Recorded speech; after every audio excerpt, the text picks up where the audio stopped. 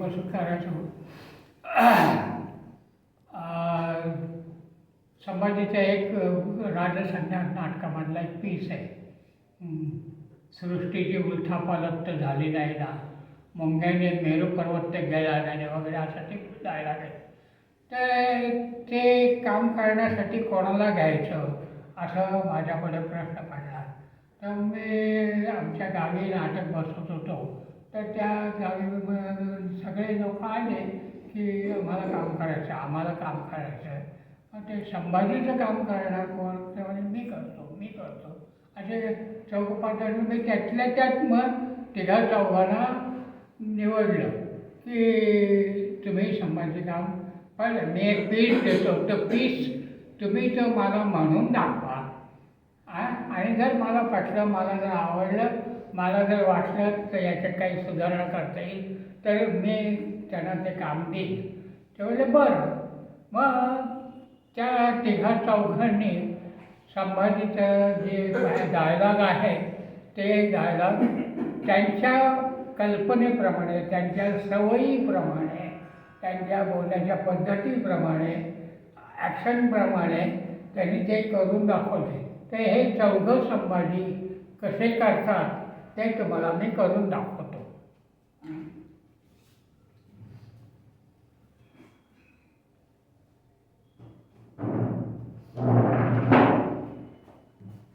बस एवढी जागा मला बस आहे. पहिला जो संभाजी येतो त्याची अशी कल्पना असते की संभाजी हा जरा औरंगजेबाच्या तुरुंगात जरी असला तरी तो हिंदूंचा राजा आहे, स्वराज्याचा राजा आहे, शिवाजीनंतरचा म्हणजे राजा आहे. त्या राजाने तुरुंगात देखील राजेशाही थाटामध्ये वागलं पाहिजे, बोललं पाहिजे, चाललं पाहिजे.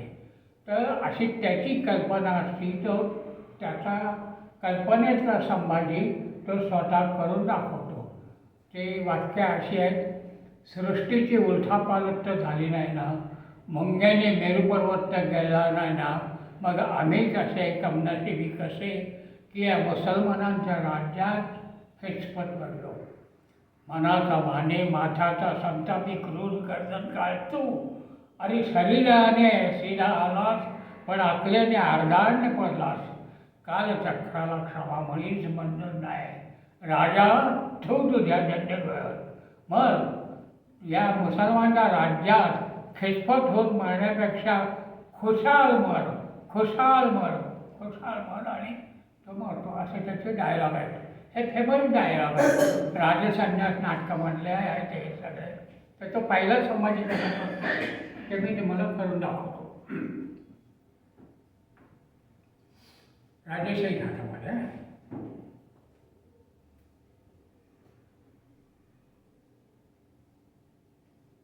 सृष्टीची उत्थापालथ झाली नाही ना, मुंग्याने मेरू पर्वत गेला नाही ना, मग आम्हीच असे कमनसिबी कसे की मुसलमानांच्या राज्यात खिचपट पडलो.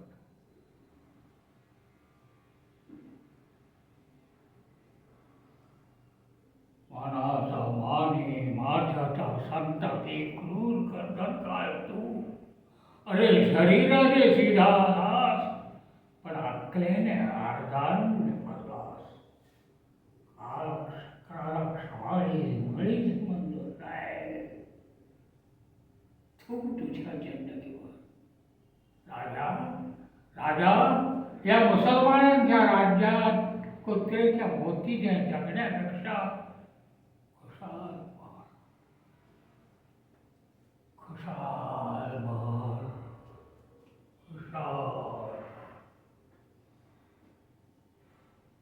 हा पहिला संभाजी.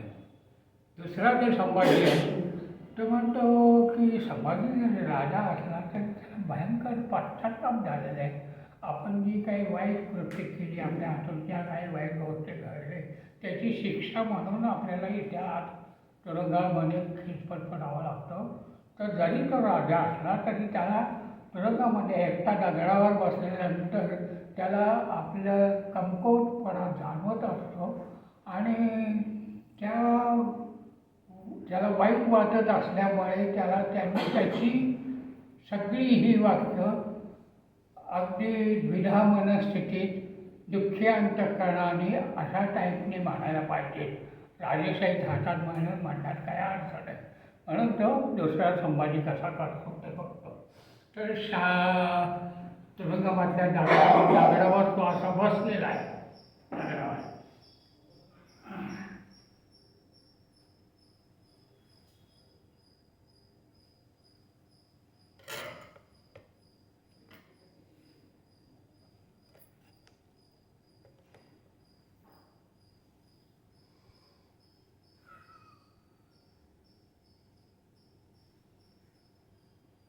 सृष्टीची उलथापालथ झालेला आहे. मुंग्याने मेरू पर्वत गेला नाही.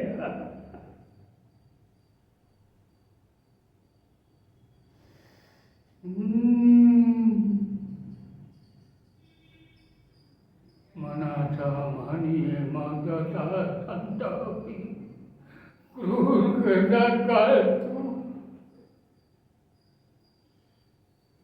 अरे जडीला देशीला राखलेने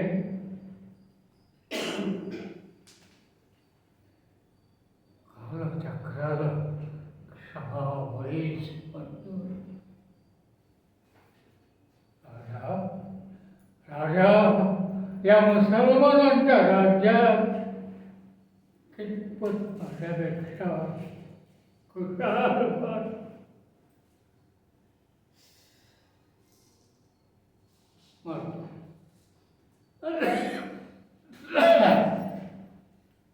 तिसरा जो होता त्यांनी खेडेगावामध्ये बरेच तमाशामधून कामं केलेली असतात आणि त्याची इच्छा असते की आपल्याला संभाजीचं काम करायचं.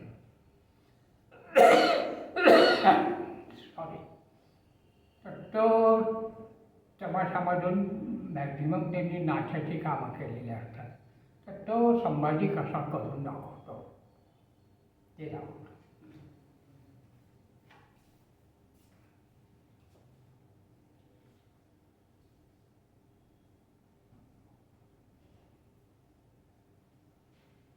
सृष्टीची उलथापालथ झाली नाही ना. नाही म्हटलं मंग्याने मेरू पर्वत गेला नाही ना. मग आम्हीच असे कमनशिबी कसे या मुसलमानांच्या राज्यात खिसफत पडलो.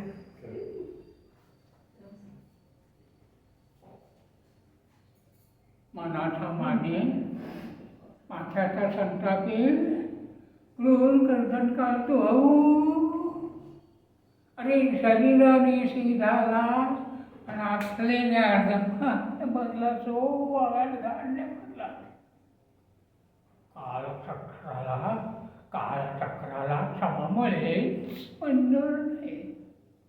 राजा राजा राजा आणि या मुसलमानांच्या राज्यात कुत्र्याच्या मोतीने जगण्यापेक्षा खुशाल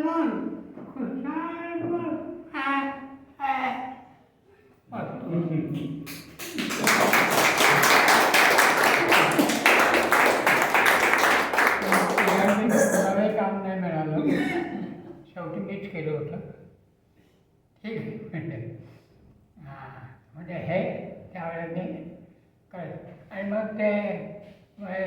मग मी नंतर ते ॲड करत गेलो.